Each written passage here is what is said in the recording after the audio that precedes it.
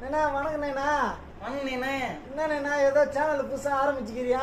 ஆமா நீண்ணா, ஆரம்பிச்சு ஒரு 3 நாளாவது. என்ன ஒரு போஸ்டும் போடல, நமக்கு பசி வேற இருக்குது. ஏதாவது ஒரு பாட்டு ஒண்ணு போடா, பசி ஆடுற மாதிரி. வீட்டுல பார்த்தா இன்னும் பாரு அவுத்துறேனே.